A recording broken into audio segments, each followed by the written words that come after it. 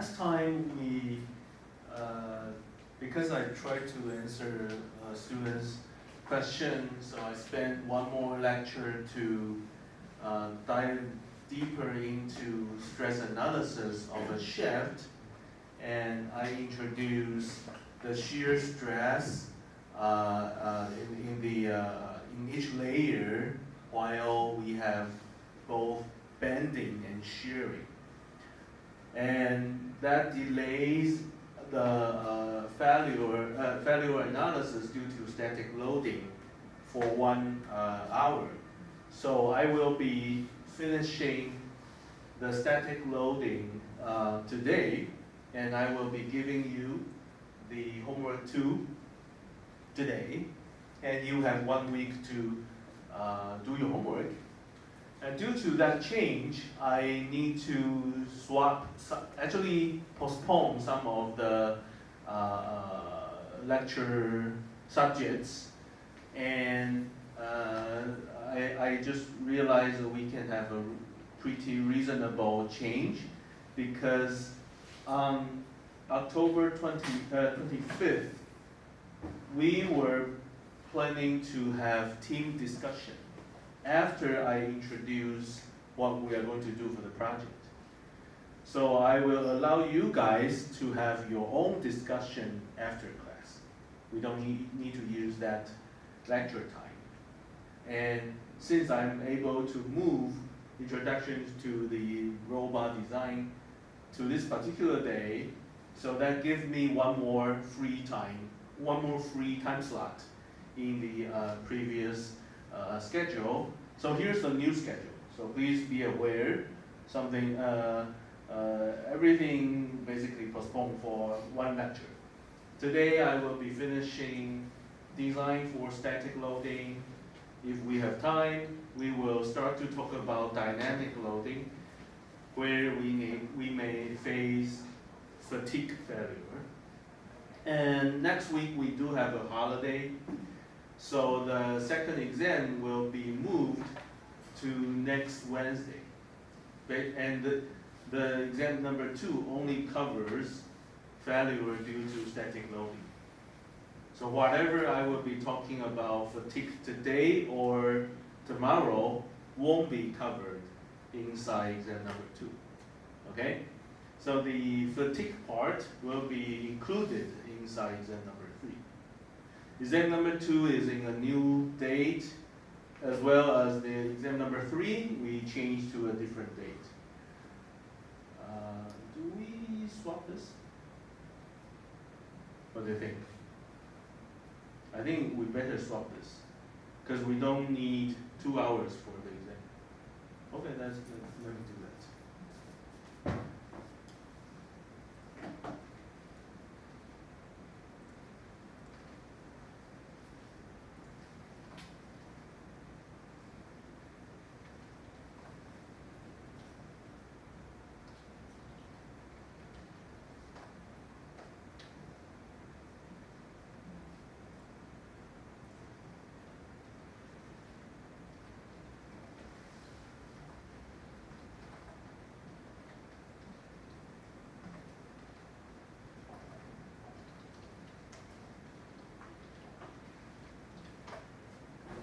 Okay, in that case, after the introduction of fatigue, on October 24th, I will start to talk about project.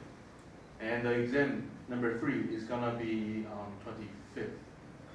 So you can see how the scoring has been adjusted according to how I plan to introduce those subjects. Okay. Any questions about the change? Should be all right. Okay. So on this day, since we have 2 hours, then we can have team discussion. The discussion counts as 3 points. Okay. So if you have a teammate, please remind them to come. I realize that fewer and fewer students come. And I start to realize maybe only you guys can pass. Because you know, those attendance score are the easiest score to take. Whoever is not coming doesn't even care about 0.42 points, right? So maybe they don't care about passing. That's good for me, because eventually this course is like a high-level course, and usually someone needs to be, I need to fail someone, usually. In my experience of teaching this course in the past, I don't know how many years already, I have never met a class that everyone passes. Because this is a heavy course. I try to make it easy, don't you think? I didn't give you a lot of homework. The exam is actually quite easy. I'm simplify the course material a lot, but for some reason, still someone will fail. Anyway, let's move on to today's lecture. So, are you guys okay with the schedule? If you have questions, let me know. You should have the hyperlink for this. In today's lecture, I would like to quickly review what we did for the static loading. This is maximum shear stress model. We derive all these for plane stress or plane strain problems. SA and SB could be two principal stresses on the plane. It doesn't matter which one is which. It doesn't matter SA or SB, which one is bigger than the other. Basically, they are the two principal stresses. And if you want to design, you want to have design boundaries so that it doesn't yield, then the dashed lines are the limit. If you have a design that lies on the limit, basically it's about to yield. Okay? So we don't want a design that is about to yield. We shrink our design space smaller by adding safety factor on the right-hand side of each inequality equations. So the design space becomes smaller. That gives us better cushion away from failing. Okay? That is a failure due to static load. I stepped on something and then something broke. 100 kilogram on something plastic. Okay. That is not due to fatigue. Okay. When someone designed that, no one expects a heavy person will step on it in that particular loading condition. Okay. So, second model is the maximum strain energy model. It took us a while to have a final equation like this.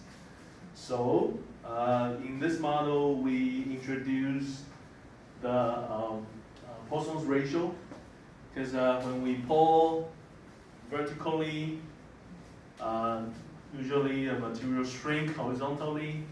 However, if we pull horizontally as well, the vertically the structure shrink a little bit.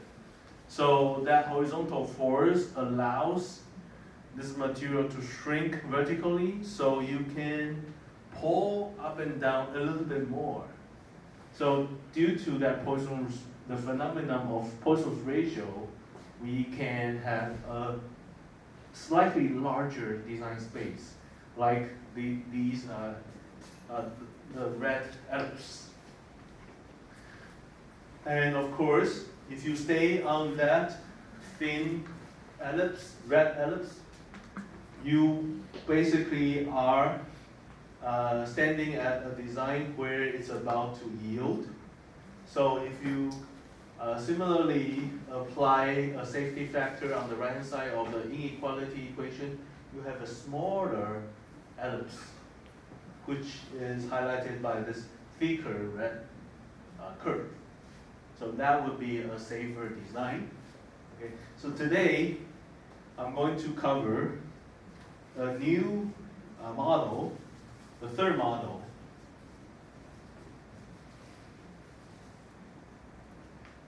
which is called the maximum distortion energy model. It's very different from what you have learned in the past. You probably has never heard of distortion energy. In the mechanics of materials, they don't necessarily need to talk about distortion. Okay? So what does distortion mean? So this is a small piece of the material under normal principal stresses along 3 directions at the same time. So the dash box is representing how this box is gonna expand due to those principal stresses. Okay? However, in general, the stresses applied to this box along each direction could be different. So maybe the stress along Z is larger, so it's gonna expand taller, it's gonna be taller, right? So the idea is that, can we separate this deformation into 2 different phenomena and then try to discuss the total deformation in a 2 different ways, and assume these 2 phenomena can be adding to, you can sum them up. So it's still the same as the original deformation. So idea is that whatever stress or forces that you apply to the original geometry, there must be expansion or shrinkage. There's change of volume. Okay, so if we are able to compute how much volume change that was made to this deformation, and then we have this figure, we kind of just mainly focus on the volume change and figure out how much stresses are needed for that change of the volume, for that extension. So on this part, we only talk about pure volume change. And let's say the geometry at the end has an increment of the volume due to the forces basically expanding. So that expansion, that change of the total volume, let's say we put it in a new geometry, same geometry, but we mainly focus on the volume change. Then it's like a even expansion along each direction. But if we only talk about the volume change right here, it won't be the same as the general case. Because, like I said, in general, you could have forces, different stresses along different directions, so the deformation in each direction could be different. Then they introduce a new idea, so-called the distortion. Okay, so distortion is like whatever you do for purely volume change, after the volume change, how much deformation that was made along each direction so that it goes to the final shape you have right here. So for distortion, it's like you have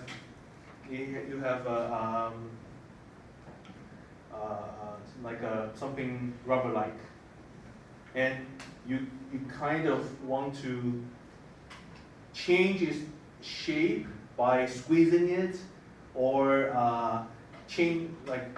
playing with it to change its shape, but however it doesn't change the volume. If you can do that, then it's called a distortion. You're changing its shape without changing its volume. So the idea of distortion is like they convert the deformation in general into two parts. One part is about pure volume change. The other part is about like being twisted, distortion, without having volume change. So if you can do that, and you know in when the material is in the elastic mode, all the deformations are small.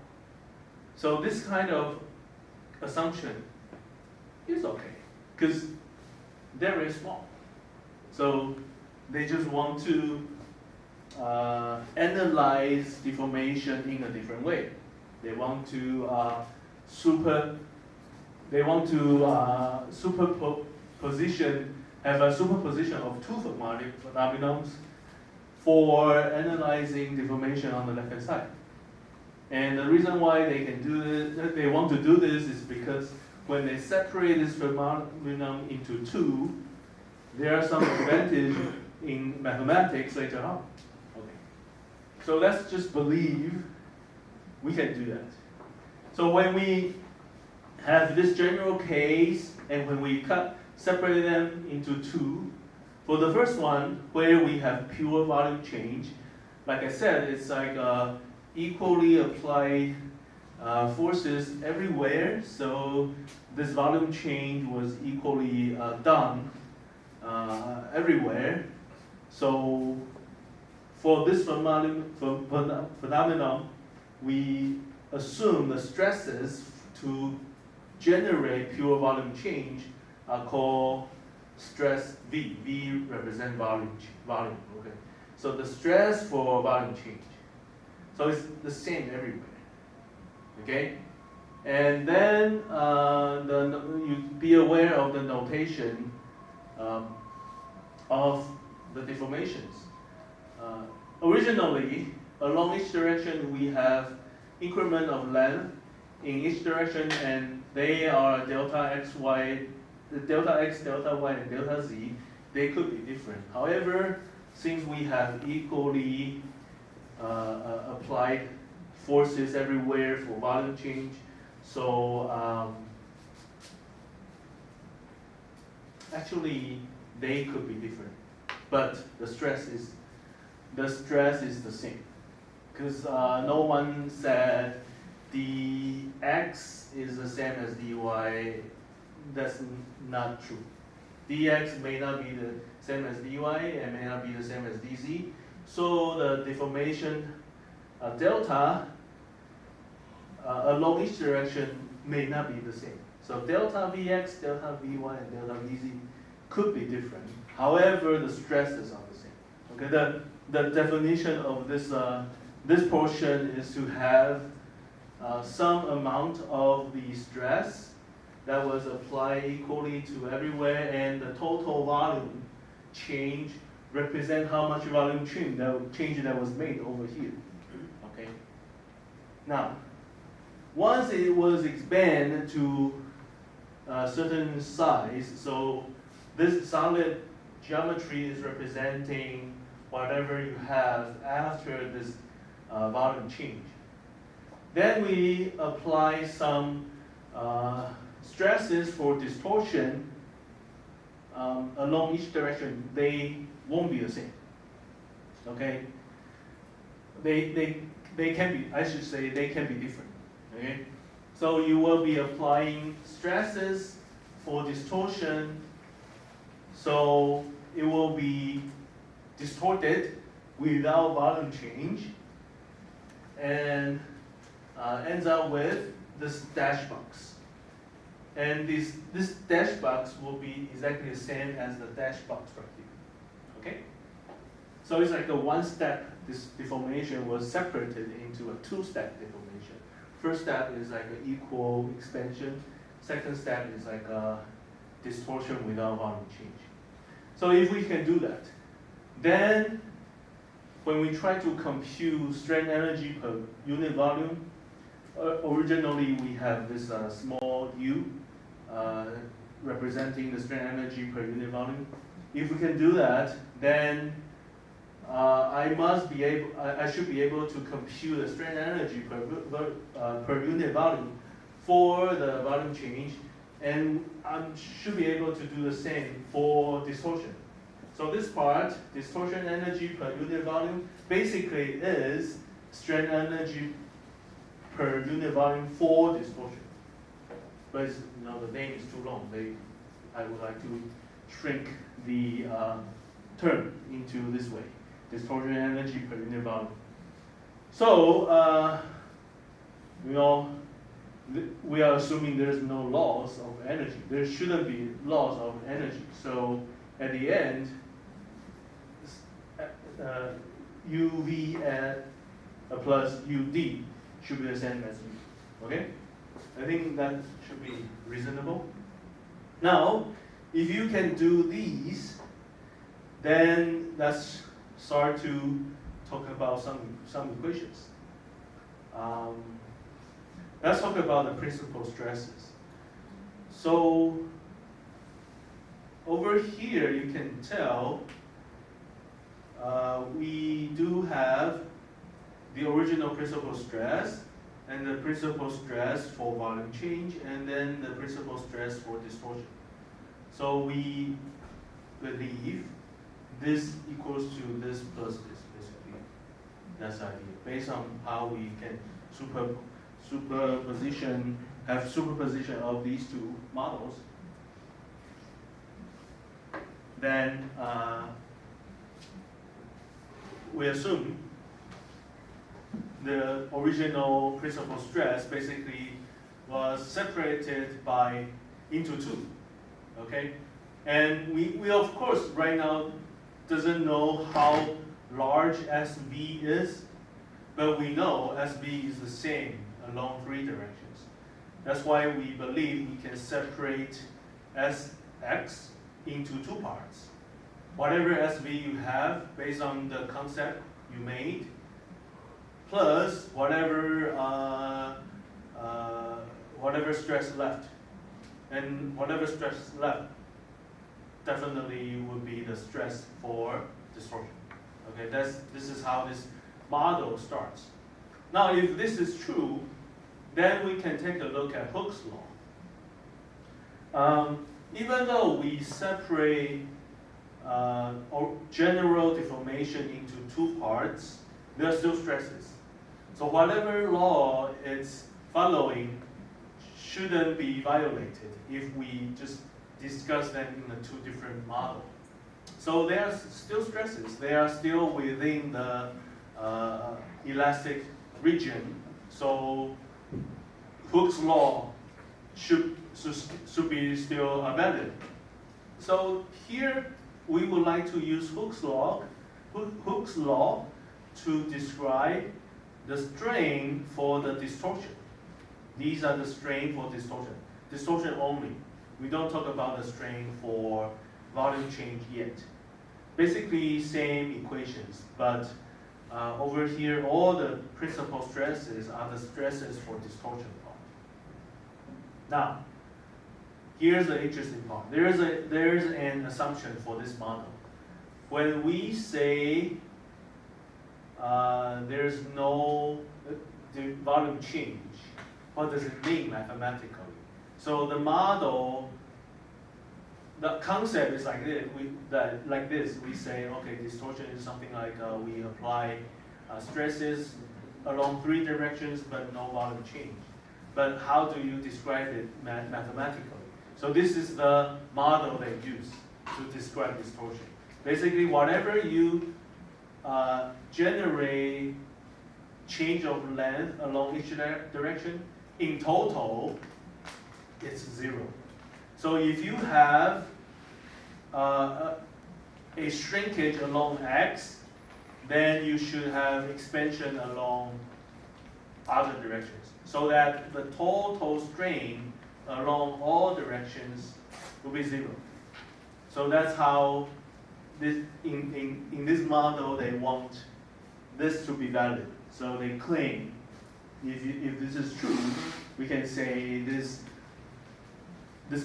structure is being deformed under the phenomenon of distortion. Okay, so this is a assumption. The equation they assume to be correct. So if this is true, then you can use whatever you got from Hooke's law and plug it into this equation. So after reorganizing all the terms, at the end you will end up with something like this. So bracket 1 minus 2 mu times the sum of each principal stresses for distortion. Now, 1 minus 2 mu, in fact, in reality, cannot be 0. Like I said, in reality, there is no model has a Poisson ratio that equals to 0.5. It's like an ideal perfect model that doesn't exist. Usually, Poisson's ratio is a value less than 0.5. For example, 0.4, okay, or even as low as 0.1. So in reality, this value is never 0. If that's the case, then this term must be 0. So if we can assume the sum of the strains for distortion equals to 0, then we end up with the sum of the principal stresses for distortion equals to 0. Okay. What's next? Now you can do one thing. Right here on the top, you can sum these three equations together. On the left hand side, you have Sx plus Sy plus Sz. On the right hand side, you have 3 times Sv, and you have 0 because the sum of Sx prime, Sy prime, and Sz prime equals to 0. So this is what you get at the end. And from here, you can tell Sv actually equals to the average of all the principal stresses in the general discussion. Sum them up divided by 3. Basically, you are trying to calculate its average. So based on this discussion, you realize if you want to compute the volume change, what's the general stresses for pure volume change? If you apply an average principal stress along each direction, the total volume change should be the same as the volume change in the general case. Okay, so that's what this tells you. But even if I have this, what's next? So what's interesting next will be substituting this Sv back to the original equation. Once we know how large Sv is, we don't want to see Sv anymore. We basically plug into the original equation, so we don't have Sv anymore, and we end up with 3 equations with the original principal stresses and also the stresses for distortion. So then this is how you can compute the principal stresses for distortion. So that's what you have at the end. Okay? So even if we have these, what can we do next? Let me see. Let me remind myself. What can we do? We can't do anything.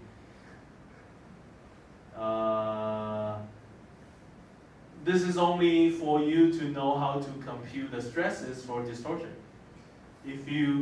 So in the future, once you know about this distortion model, if you would like to know, okay, then what's the principal stresses along each direction for distortion, this is how you get it. But in mechanical design, if you remember what we did last time, let me remind you what we did last time. earlier in the maximum strain energy model, what we did was we studied the strain energy per unit volume, okay, and we end up with a general equation. And we try to find its upper limit.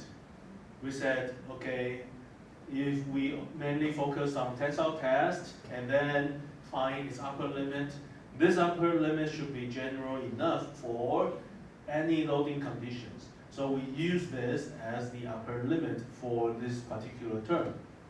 So that's why we have a general equation where we have principal stresses in all three directions on the left-hand side of the equation. We have Poisson's ratio here, we have yielding strength here. So that's how we got this equation for maximum strain energy model. But at the time, it was based on the idea of strain energy. We tried to find its upper limit. Now, we are introducing a new model. We are supposed to talk about distortion energy, right? But how do we compute distortion energy? So here's the interesting part. Here's how we compute distortion energy. We don't directly compute it. Instead, we try to use this equation. In the maximum strain energy model, we already know the relationship between U and all the principal stresses.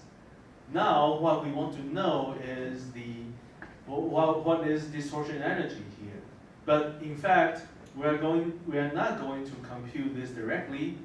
We're going to compute strain energy for volume change. So UD will later on equals to what? U that was derived last time minus UV, which is going to be derived right now, so that we can get UD. So instead of directly deriving UD, we don't do that. We will be deriving UV this time. And we had U last time. So now we can use UD equals to U minus UV to evaluate distortion energy. So here's what I'm going to do. I'm gonna compute distortion energy. So UV equals to something like looking like this. What does it mean? Why 3 times a half of SV times epsilon V? Because we have stresses, same stresses along all 3 directions, and we already have we have stresses along all 3 directions. So the strain energy that's stored for each stress equals to 1/2 of stress times strain, right? So 1/2 of stress times strain along each direction. We have 3 directions. That's why 3 times the strain energy that was stored along each direction. So totally, UV equals to 3/2 times SV times epsilon V. So what is that epsilon V? Again, follow the Hooke's law. We can apply Hooke's law here to replace epsilon V. So at the end we have 1/E, Young's modulus, times these guys. So over here, because for volume change, the stresses along each direction is the same. So we have SV here, we have SV here, SV here. So reorganize everything. At the end, we have an equation like this. And we already know what is SV right here, so we just plug in to replace SV. So at the end, you have a messier equation like this. Reorganize whole thing. You end up with 1 minus 2 mu over 6E times the square of sum of all 3 principal stresses. This will be the strain energy per unit volume for volume change, basically UV. So last time we already know U. This is U. Let me use the the first part is U, and UV was just derived right here, right? So UD can be computed by U minus UV. So I use U here to minus UV. So it will take you some time to have everything. At the end, you end up with a cleaner equation like this. 1 plus mu over 3e times a bunch of terms right here. Okay? Now, we would want to focus on the distortion energy only. So, for tensile test, the distortion energy equals to this guy, okay? And we believe when you enlarge the principal stress along x direction up to a certain limit, where as x is the same as yielding strength, that will be the limit, right? So what would be the distortion energy when we reach the limit? The limit for distortion energy would be this equation, basically replacing the stress by the yield strength. So this term should be the limit, the maximum value you can get, and the maximum value you allow for distortion energy. So this should be general enough and could be applied as the upper limit for the distortion energy you derive right here. So at the end, this general distortion energy term should be smaller than whatever you got from the tensile test idea. So this is the upper limit. Okay? And from here you can tell there are some terms that can be removed. At the end, we take the square root for both sides. So we have a new equation right here. This is the equation for maximum distortion energy. And this is so famous, we call whatever that's on the left-hand side, including the square root, as von Mises stress. Okay? So von Mises stress was derived from maximum distortion energy. And you can see this equation basically has the same unit as stress, but it includes the stress conditions along all three directions. That's why von Mises stress is commonly used as a directionless equivalent stress level. It has a unit. The unit is the same unit as stress, basically pressure, Pascal, okay? But it has no direction because it's an equivalent stress level describing, including the general stress condition in all three directions. Okay? So, this is a very important equation. Now, for plane stress problems, basically the stress along the z direction equals to 0, you end up with a very simple equation like this, right here. You have SA squared plus SB squared minus SA times SB square root. That must be smaller than the yield strength. And if you try to make a drawing of it, you realize it's an ellipse that is passing through all 6 corner points of the maximum shear stress model. Okay? So after we introduce all 3 models, now is the time to compare them. The dashed line is the most conservative model, the maximum shear stress model, which is having the smallest design space. And the second model in which we introduced was maximum strength energy model, where we introduced the concept of Poisson's ratio. So it allows a larger design space at the left lower corner and the upper right corner. It allows more design space, but it's the least conservative model. most aggressive model. So meaning it could be having higher risk. So maximum distortion energy kind of balance those two models. This maximum distortion energy model has no information of Poisson's ratio. It was derived from the idea of distortion. And when we derive it, the term of Poisson ratio disappeared, crossed out on both sides of the equation. So it has nothing to do with the Poisson ratio. It was based on the idea of distortion. Based on the way we derive distortion with certain assumptions, at the end we found this equation has some similarity with maximum strain energy. But the maximum strain energy basically allows a gap, a more aggressive gap at the corner. But the maximum distortion, so basically maximum strain energy model depends on the material property.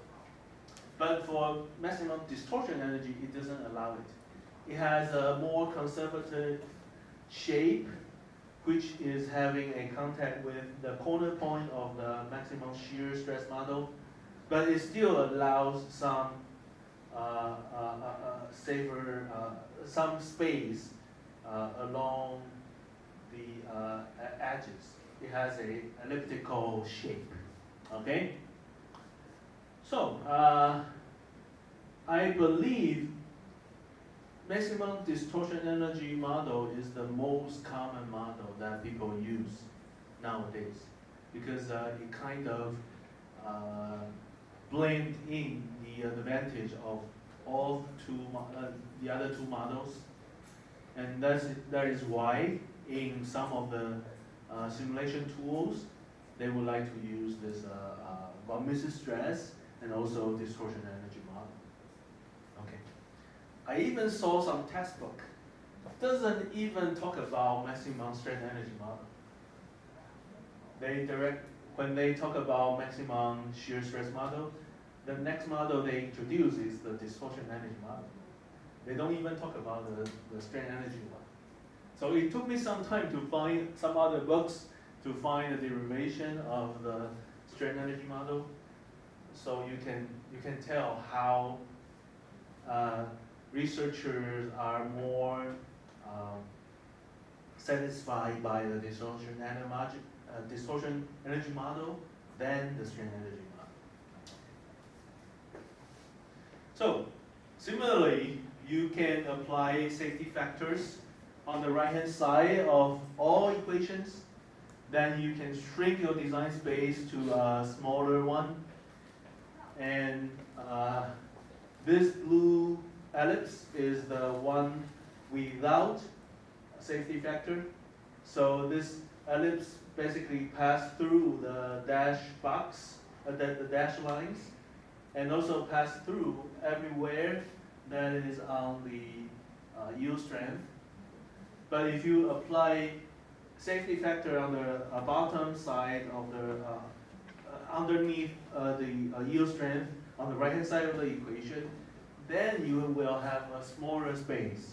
So this thicker one is the one after you apply safety factor. Okay? So in your homework, which I should be giving you today, I want you to solve for a stress problem, and I want you to try all three models and then compare the difference between them. So let me give you the problem right now. Let me see if I have, I think I can do this.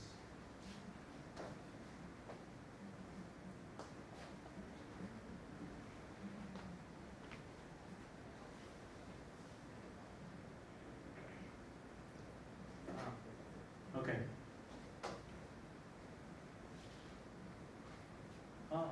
Very nice. So let me see. Spiro banding. Yeah, this one is pure bending.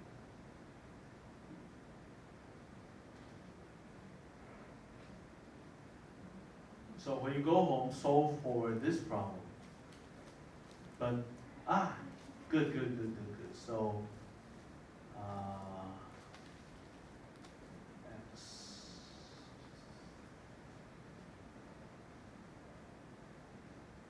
Let me change the number. Change the number so that you can follow the steps, but the procedure has to be slightly different. So let me pull up the screen.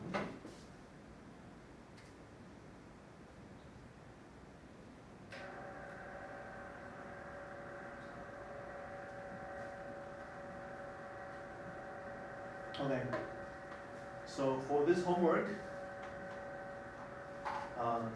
Tommy, you may need to take a picture after I write down.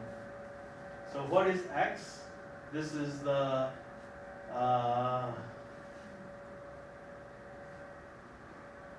about month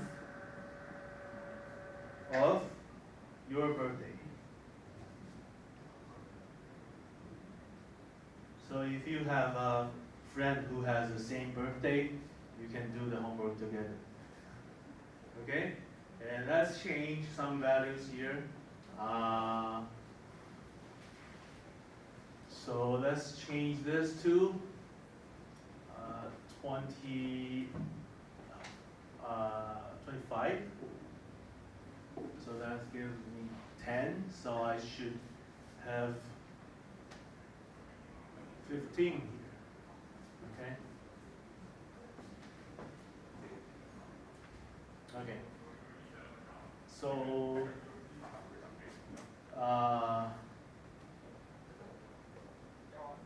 do all these just to practice. More circle, yes. So supposedly, because these two are being pulled up, so I think the reaction force are going down, and it's gonna be like having a stress going. I think the shear diagram would look like this, and then you have positive distributed load, so it could be something like this, and then horizontally maybe this. Here it could be positive or negative, depends on the slope. Okay, so this will be like your shear diagram. Okay, and if you have take the integral, what you can get at the end, it really depends on the value. So you have negative here, so you should have something like this, and so it's gonna be something like, guess, just some random guess, maybe something like this.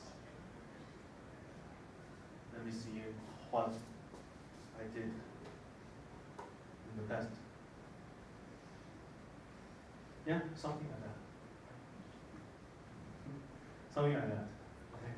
And you go back to the same position. Yep. Okay. So there's somewhere that you have, for example, the worst loading condition, right?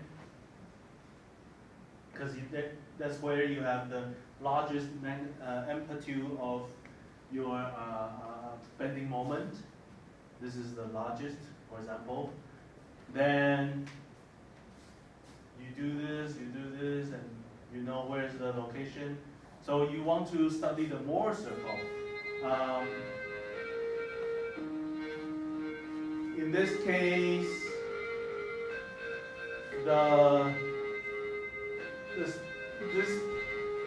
this shaft is being bended in this way, right? And if somewhere over here is the worst loading position, then it's like you are studying, let's say this is the shaft, right? So it's like here is being pulled, you have tension right here, and you have compression. Here's compression. So if you want to study the worst loading position, one point, then it has to be, for example, a point right here on the top, or a point right there at the bottom. So let's talk about the point on the top. View from the top, then you have tensile stresses, basically computed from the moment you have here. So let's say if I call this M max, then you have stresses 32 M max over pi dq, right? This is how you compute it. But of course, this is negative. You should have positive value here. So you can, let me put a absolute symbol right there so you won't be confused. So you have tensile if you are studying the point on the top. And there's a twisting moment due to the static twist generated by the stresses of the pulley.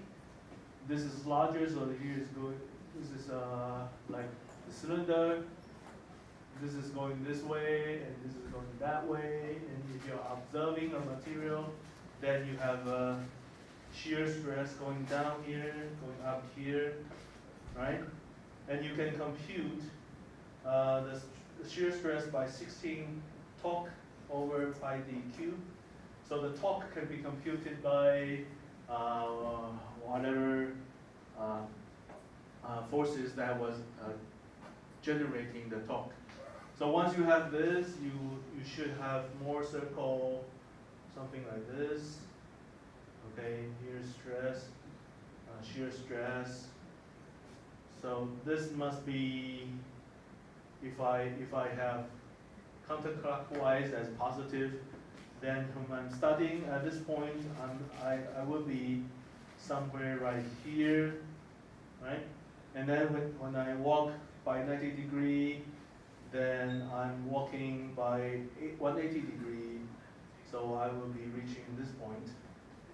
Okay, so if I call this point A, this is point B, this will be point A, this will be point B, exactly the same thing in your first exam. So that's your Mohr circle. And then you want to compute the principal stresses. Here is your S1, here's your S2, here's your tau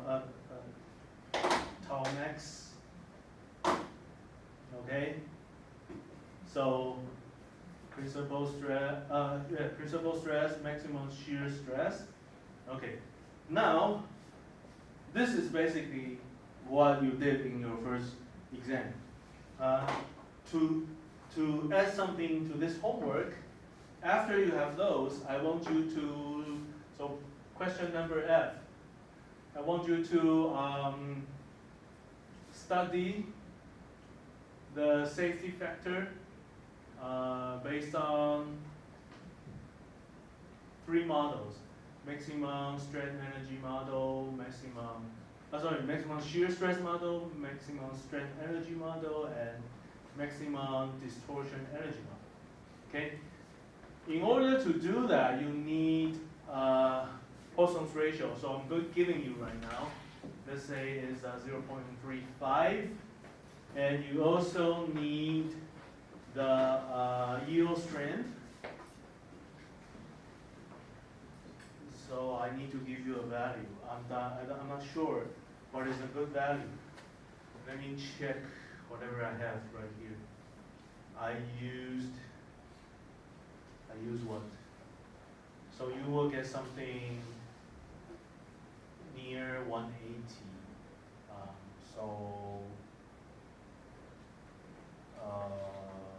Let me give you something stronger, 200. So let's say we are having a material with 200 megapascal. Yeah, okay? So for problem F, study for compute safety factor based on all three models. And discuss how conservative each model is. Okay, so basically compare the magnitude of them. Supposedly, if you have a greater safety factor, that means you think you are safer. But if you have a lower safety factor, you think you are less safe. If you think you are less safe, you are conservative. Okay, so supposedly lower n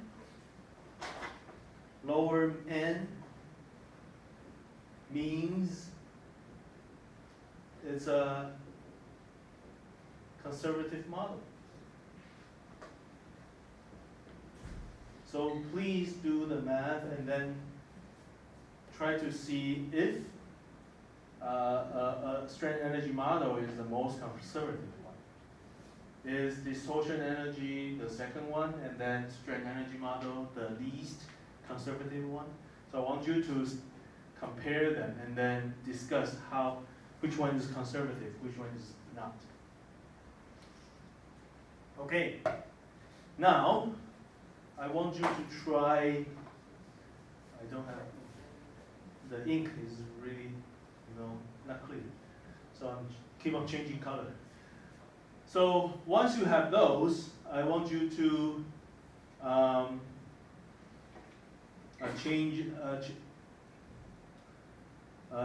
another small problem. And let me see, will that, by the way, in the earlier problem when you compute torque, it's tricky, because let's say this is 530. Okay. So, because it was confusing.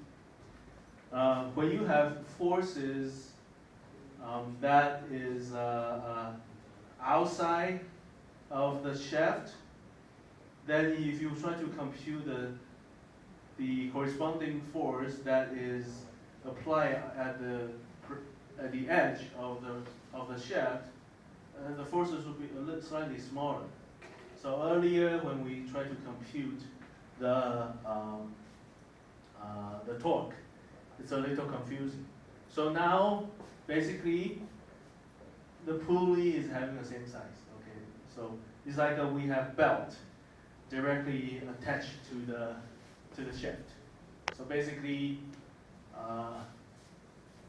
belt attached to the shaft. The idea is like this. Okay. So it's less confusing. Now, okay. So if I want greater safety,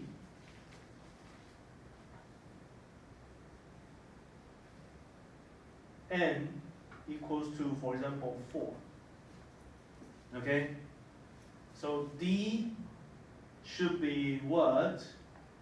Based on all three models: maximum shear stress, maximum strain energy, and maximum distortion energy. Okay? So what does it mean? Remember, we have design equations, and let's say I'm having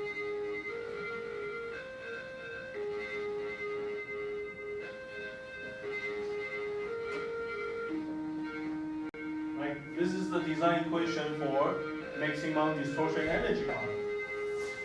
Now I already know how each principal stresses are related to the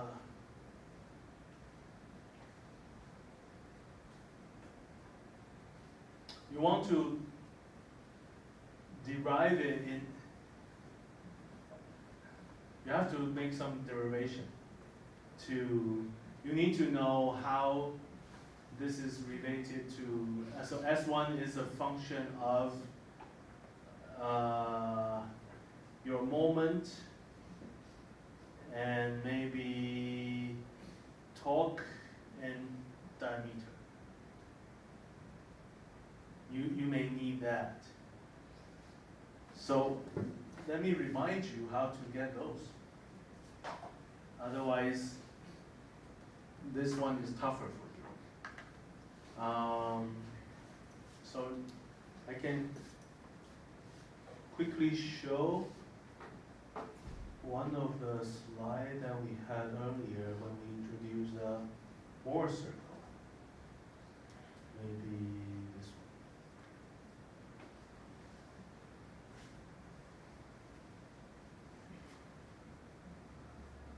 Here. So we don't need these.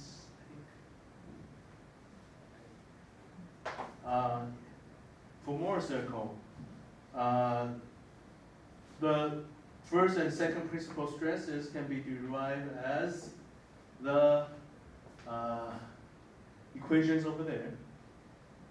Okay, so we can plug in right here.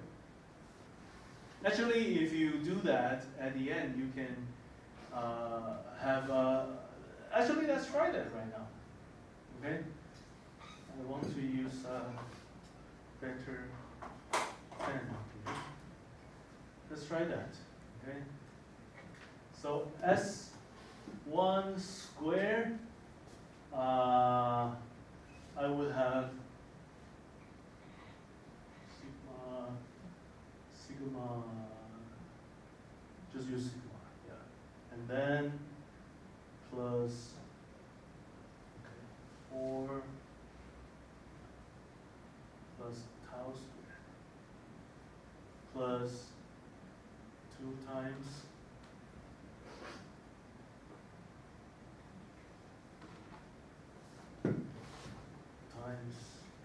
square root of this guy plus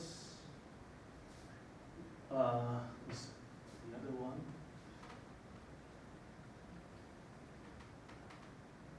at the end. This is minus here, so let's write down the whole thing. Here is minus 2 times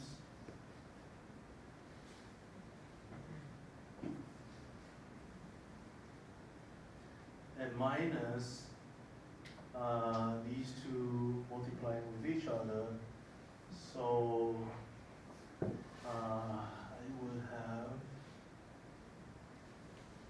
this term, and then I should have plus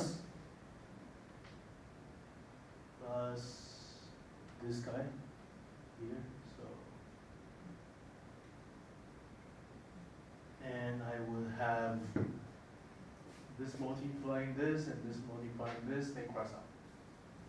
So I would have this chunk inside this square root, okay? Here you can easily tell some terms disappear, they cross out, right? What else cross out? These two cross out? Okay, then these are what's left. So I have 1, 2, 3, 4, 4 of these, 3 of these. And this has to be smaller than, okay, it becomes a very clean equation. Actually, this is a really useful equation. Okay? But when can we have a problem like this? And when can we have a general equation like this and then ends up with a simpler equation like this? Only if you have a low condition like this. So basically, shift with pure bending and torsion. Shift with bending and torsion. So you can apply, basically your Mohr circle looks like this. And then these two equations are valid. And then you can plug in to the maximum distortion energy model. You end up with an equation like this. Okay? Compared to maximum shear stress model. Let's see. If you take a look at the maximum shear stress model, which one is maximum shear? It's basically this guy, right? So maximum shear said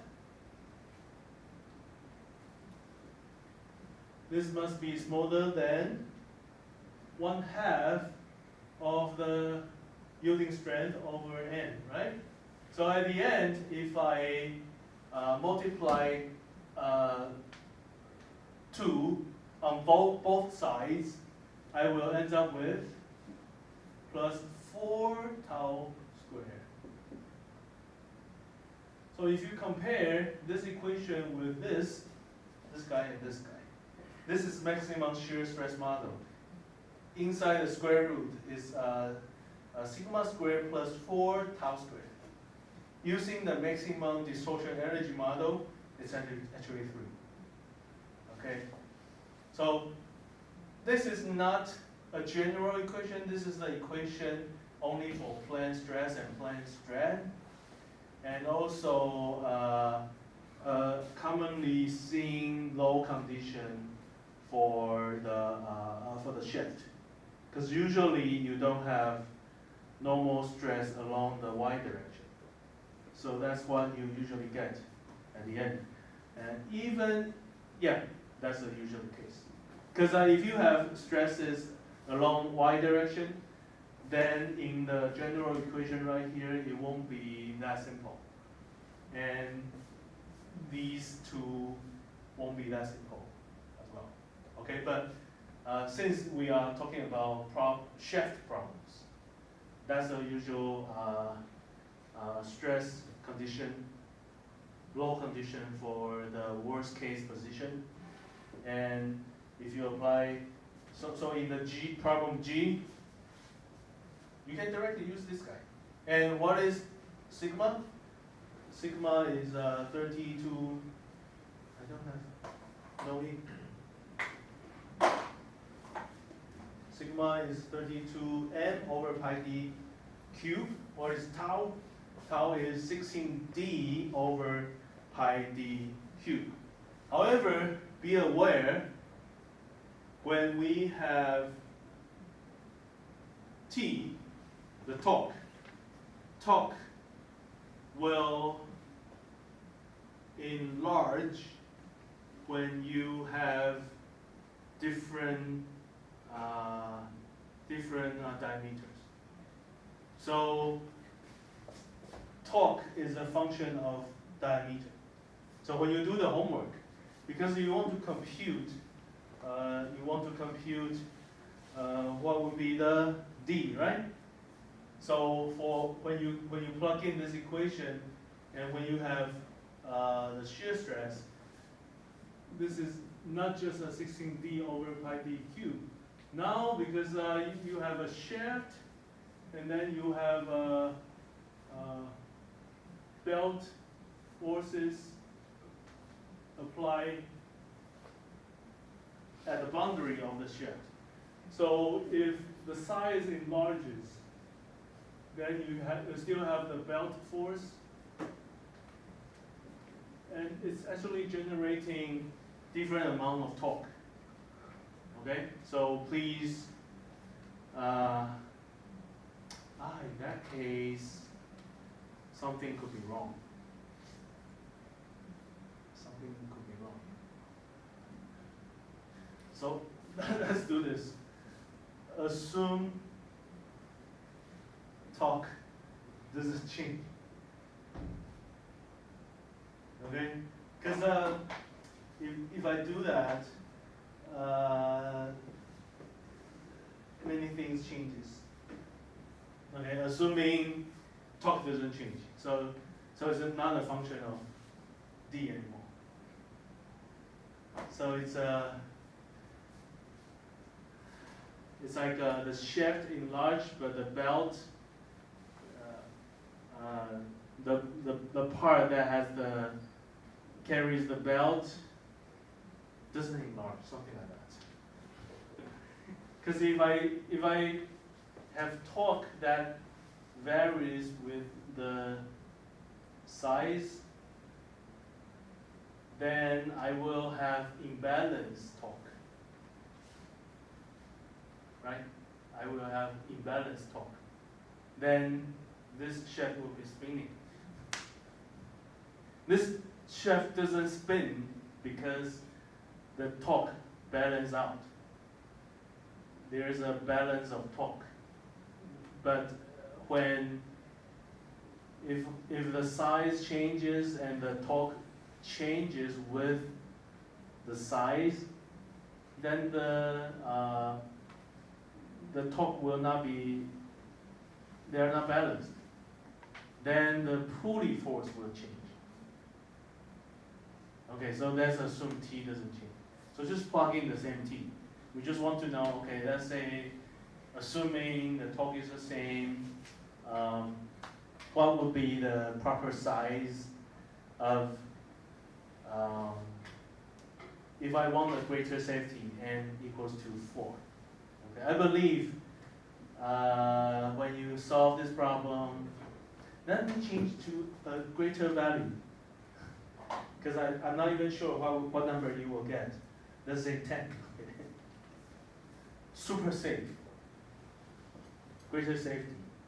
So how thick this shaft has to be so that you have a safety level of 10.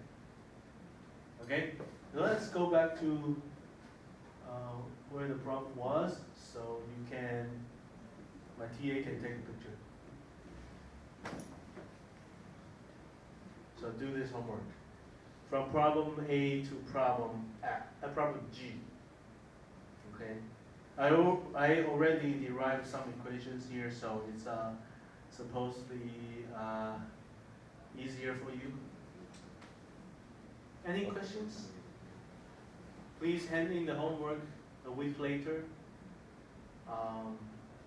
For the exam, I will not give you another exam that requires you to do reaction forces, shear moment, because that was done in the previous exam. So in the second exam, you will probably do more of these, studying how each model estimate the safety, and how you can use different models to estimate what's the proper size of the geometry, something like that. Okay? So tell me, okay? Okay. Anything else that you have questions? Because if you have no more questions, I'm done with this chapter. I would like to move on. Everyone okay? So basically in this part of the lecture, I just want you to know there are 3 models. Maximum stress, shear stress, strain energy, and distortion energy. They are different. They have different levels of conservativeness. And in the future, when you go to a company, I can give you a real example. One of my students who took this course, he went to a company to do intern. I told his supervisor that this student did pretty well in this course. So they decided to assign him to a design, like a design department. So that was a company which designs machine tools, like a lathe machine, milling machine, and so on. So whenever they are designing for new models, for example, they want to enlarge the size, or they want to have different spec. Something has to change in the machine. Let's say the entire machine enlarge its size to 1.5 times. Do I just multiply everything by 1.5? No. So all the low conditions inside this machine changes. So in what that student's job was to do mechanical design based on the information that was assigned to him. And during his internship, I think it was only 2 months, he basically learned from his supervisor, and the supervisor taught him how to make certain mechanical design for specific parts in that machine tool. And after he completes, that student told me, during the 2 months, the design equation that was used was based on this chapter, basically. So there are companies that are truly using design equations to decide the dimensions of parts. Okay, I had completely different experience when I was an undergrad. After I graduated, I went to also a local company in Taiwan. They are machinery companies as well. They are building can making machines. What's can? Can, like a can of soda, can of fruit. That machine doesn't produce cans with food inside. They basically, let me show you.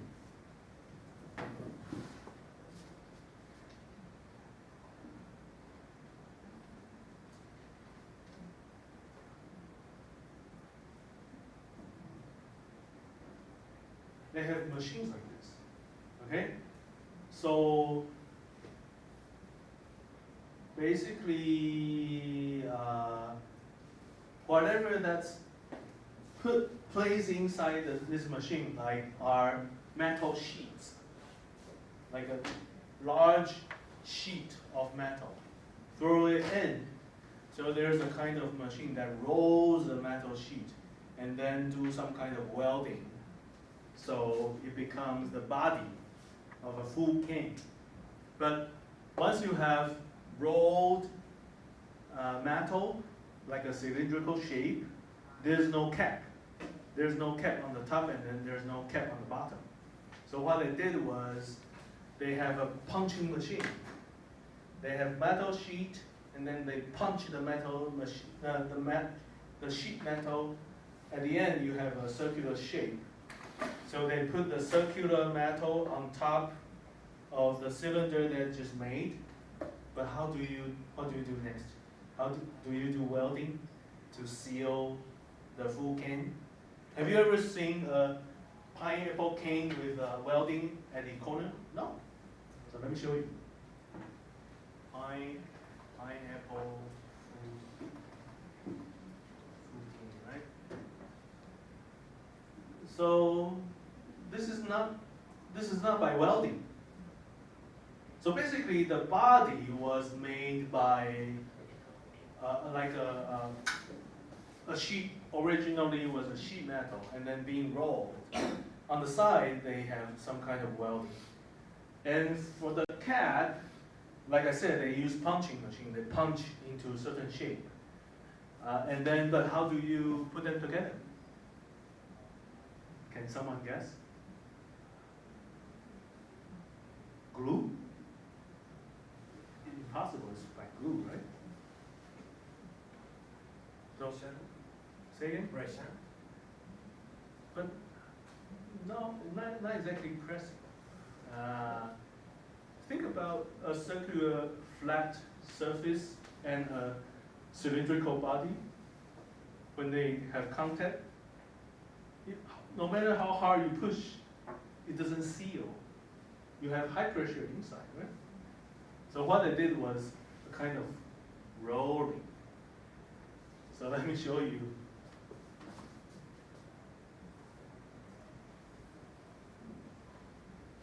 I can only type in Chinese.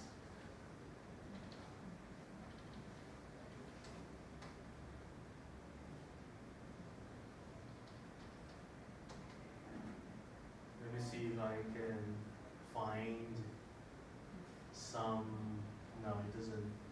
Maybe metal,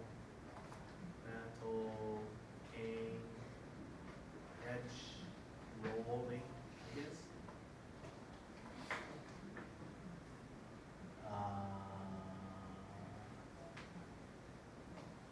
Something like this, but something like this. But it doesn't show.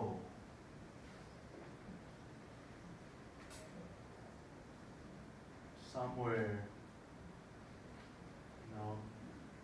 So it's like a secret technology no one knows, but it's with you all the time. Where can I find it? Can't you search how metal cans are sealed? Okay. Rolling ceiling, I guess.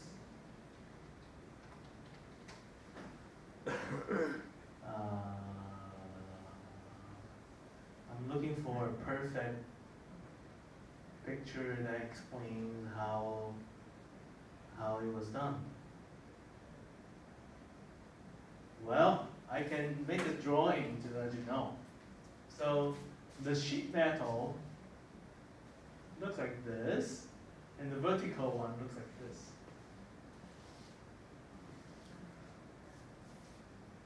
So this was the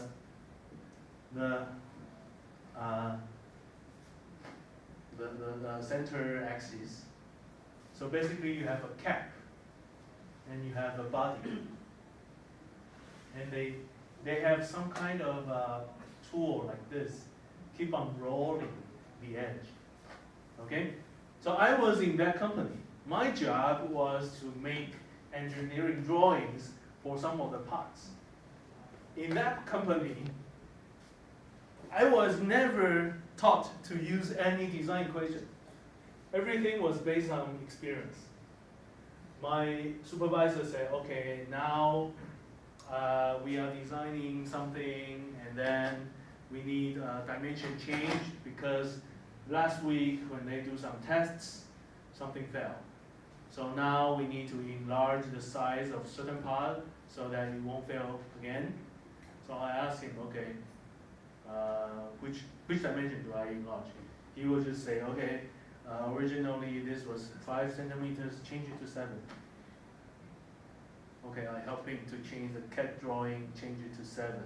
And then print out the CAD drawing, send to the manufacturing part. They make the piece and then they use it. So they may be enlarging the dimension from 5 to 7 with no reasons. So that was what happened 20 years ago when I was in that company. In that company, they didn't do mechanical design. So I don't think that was good. Because you could be failing again, because if you enlarge, you didn't enlarge enough, the body is stronger, but it's not strong enough. You could be like, whatever I step on could fail, right? You didn't consider all kinds of load conditions. You don't know what would be the safety factor. after you enlarge the dimension. That company didn't do that. That company basically have a set of engineering drawings, and that machine has been made and being sold to a customer and no complaints. Okay, that must be a good set of engineering drawings. Now there is a need of a different dimension of the full cane. Okay, let's enlarge some parts so we can make larger full canes. However, they didn't study stresses, to be honest. So what they did was, okay, let's enlarge everything. Let's make sure the mechanism works well. Okay, with those motions, supposedly everything should go well. In fact, everything didn't go well. They will build one machine based on those new dimensions. They will test the machine inside the factory. And usually in the first trial, a lot of failure. Then they will study, okay, what was broken, what happened here and there. We should enlarge this, shrink this, do this and do that. So whenever they see failure, they make a change. But it's not the good way. I want you to always think about stresses, design safety levels in the future when you make mechanical designs. Help your company. Even if your company doesn't do it, that doesn't mean they are doing the right thing. Of course, you need to listen to your boss. If he says, don't do this, wasting your time, just trust me, then maybe you can learn enough from that company. I would say my students learn a lot in that machine tool company because they truly use mechanical design equations for some parts. So I think that kind of company will help you to grow. Okay. I think I still have a little time. I would like to talk a little bit about dynamic loading. And then tomorrow I will have more time to, let's talk about this for today. So, how come there is a phenomenon called fatigue? What's fatigue? What happens is, for every material, if you apply some force, some dynamic loads. Okay, so basically you apply the load, release it, apply it again. If you do this kind of cycle multiple times, with certain amount of cycles, the strength of the material will be weak. Okay? So it's like you're rubbing it. After a certain amount of rubbing, it becomes softer. Okay? So there are two experiments that was done, and people try to draw a curve to represent how the strength of a material will become weaker. And take a look at the horizontal axis. It's in the logarithm. So this is like a 10 to the power of 3, basically 1,000. 1,000 times of the low cycle, 10,000 up to here, 1 million. So this blue curve represents steel. This red one represents aluminum. Aluminum, of course, is a softer metal. So for steel, after a certain amount of low cycles, the strength of basically, I think this is about, should be yield strength, I think. So the yield strength drops, actually. So it will drop to a certain level, it doesn't drop anymore. So it doesn't drop all the way to 0. Have you ever seen some metal, if you keep on rubbing it, and it becomes so weak? No, it's just become, it has been weakened, but weakened to a certain level. And it's like you can no longer weaken it even more. So we call that lowest level as so-called endurance limit. Okay? So if this phenomenon exists, then you need to think about how this is going to affect your mechanical part. Thinking about some metal, steel part inside your motorcycle, and thinking about on the way when you ride your motorcycle from your home to school, how much vibration it's making. 10,000 times, 1,000 times, 100 times. Because the road is never flat. And you are speeding up, slowing down, making left turns, right turns, trying to do something fancy or whatever. Basically, some mechanical part inside your motorcycle is constantly carrying some loads that changes with time. So it's considered as dynamic loads. Okay? So that's going to make that mechanical part weaker. So if you keep on driving a motorcycle for 10 years, 20 years, if that strength becomes weaker, maybe one day you are too heavy, you can break your motorcycle. Of course, manufacturers know about this phenomenon.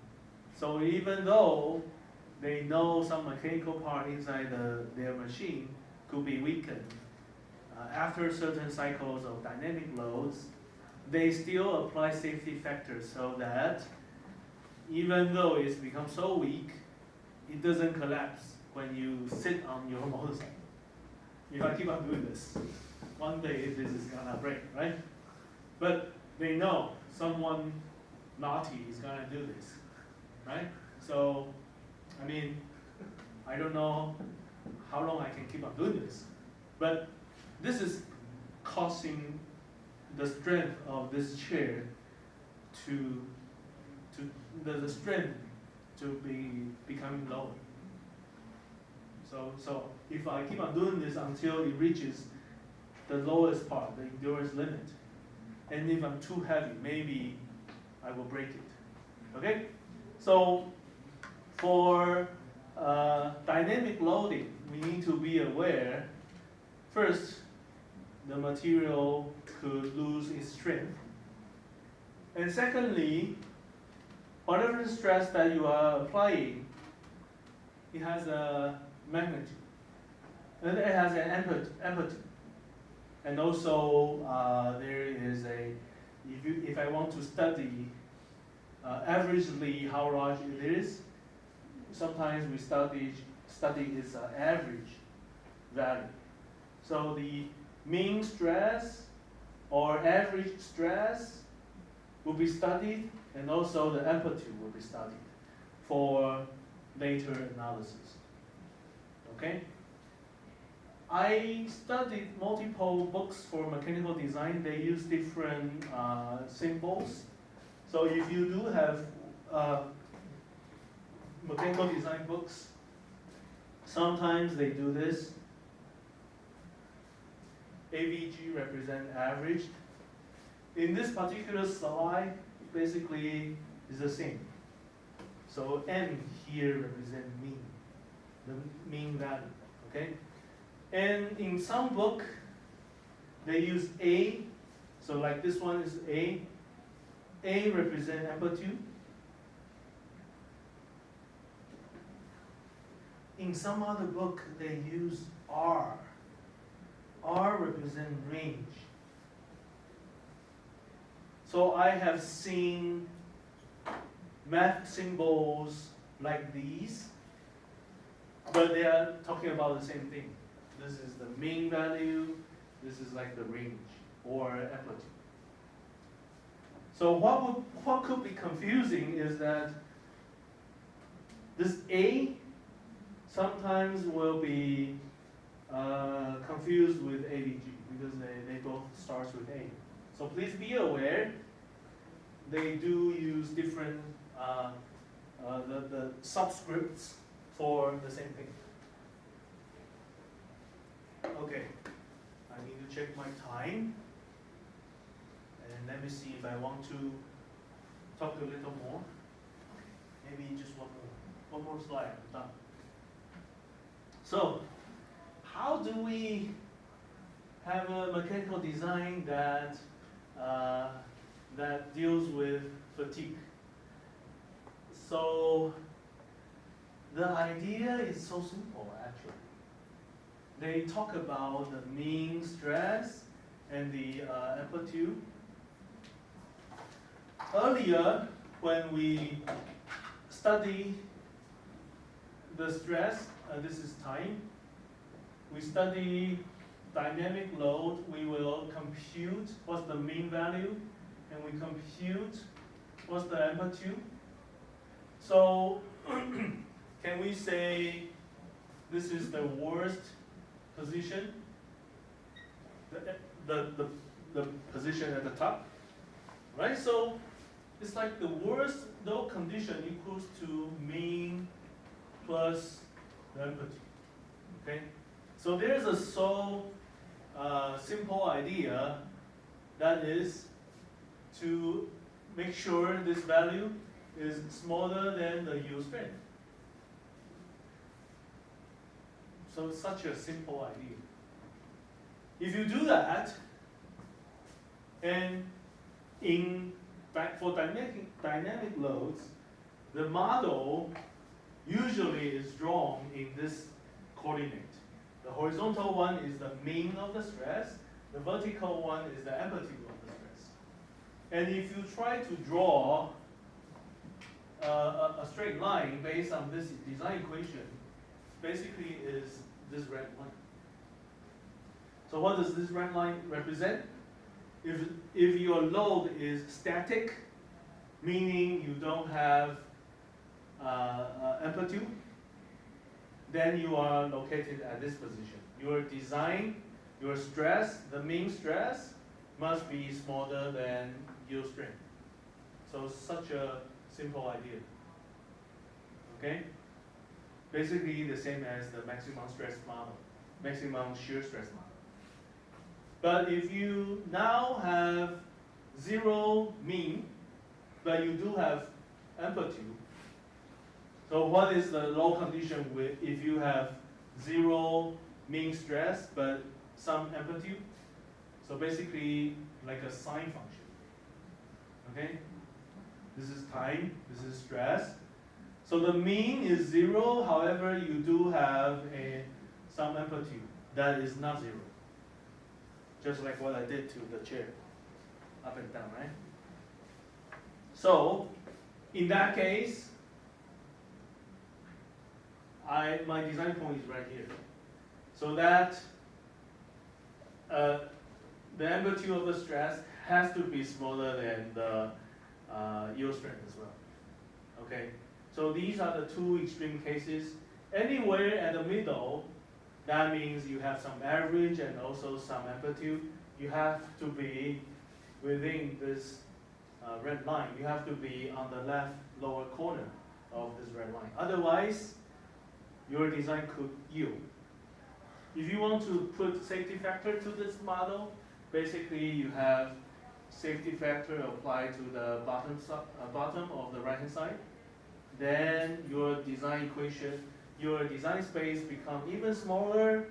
You shift the straight line to this position with the dashed line. So basically your design space becomes this small. You are only allowed to have mean stress and then amplitude stress within certain range. This is the first model. Okay? Tomorrow we will talk about two more models. And then I'm done. Well, we're almost done with the fundamental, the basic design equations. Then we move on to some common known mechanical parts, gears, pulleys, belts, screws, and so on. Okay, so that's it for today.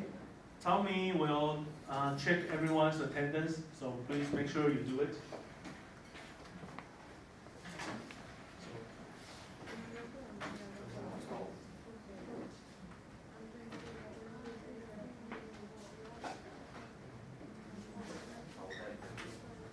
Any questions?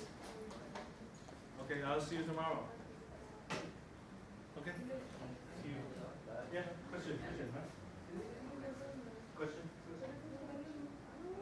No question? Okay. So just do the attendance. Questions? Any questions? Yeah, go ahead.